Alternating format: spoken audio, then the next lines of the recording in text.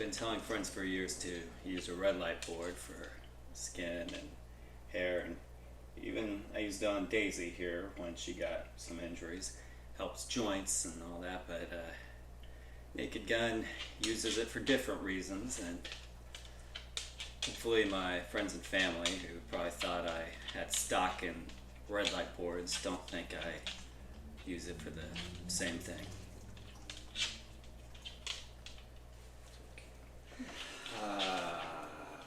The Naked Gun. I had a great time with this film. I was totally against it a few years back. I heard that Ed Helms was initially going to be Frank Drebin, and then the creator, one of the co-creators, David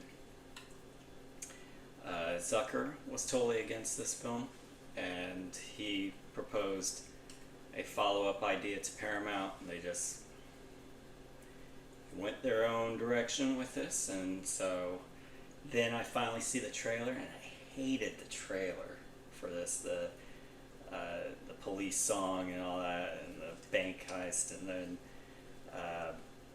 what you want, little girl, and your ass, all that bullshit.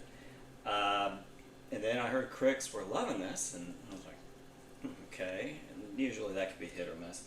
And finally I'm like, okay, this movie's 85 minutes, which AMC, 30 minutes of previews, really? I think Regal does the same thing, but 30 minutes? That is about 35% of the Naked Gun's runtime. Naked Gun's 85 minutes, and so, if all else failed, I'd see a movie for 85 minutes with a friend, and it wasn't as good as, hoping, but this actually, it was fun. It was I almost cried laughing a few times. There's a scene with the dog that's hilarious, but it's just a fun movie. People need to, go have fun at the movies again, and adults. And this is a fun comedy, and I really hope it does well, and that studios may take a lesson that maybe we should put comedies in theaters again, and just I enjoyed it a great deal. There's some real fun scenes, and the fascinating thing is now I see, some YouTubers that review films going, it's not as good as the first movie. I beg to differ. I think this is better than the first movie. I watched the first movie multiple times. I loved it, and I love this. This to me was an homage to the humor of those films and enhanced upon it, especially with the message scene, with the way they photograph the movie. Almost looks like, very serious in tone, but yet it's not. The fact that they have Lauren Bath, who is the composer of Mission Impossible Fallout and Mission Impossible Dead Reckoning, and Top Gun Maverick do the score of this, which, funny enough, there's a scene, which I think this might be a first for a composer, that spoofs a previous movie he composed. And I thought that was a pretty interesting dynamic.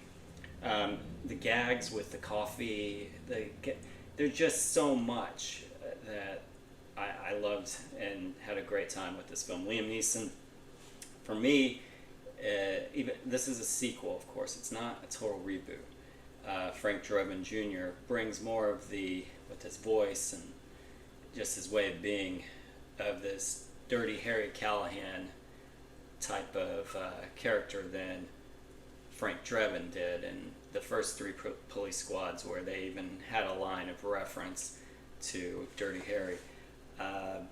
He's perfect in this film. He's note perfect. Pamela Anderson, she's a revelation in a lot of ways. In fact, it makes you think that, or made me think about how actors, it's all about the material. There's so many factors that can make an actor's career. It isn't just her doing Baywatch and then, the Pam and Tommy tape and some other factors in play there, barbed wire. she's actually really good in this film. And Danny Houston as the antagonist, he's awesome.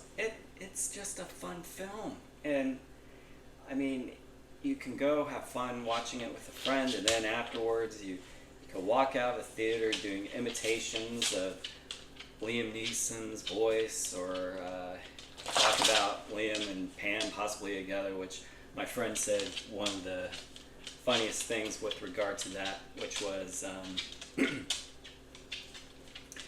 know if I should be telling this, but I will anyways. Well, good for her. Tommy Lee apparently had a big schlong.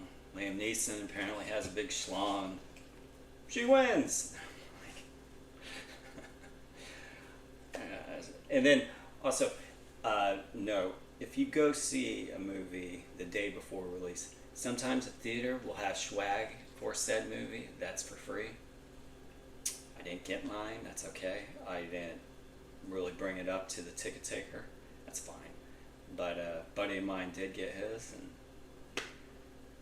it's a cool poster.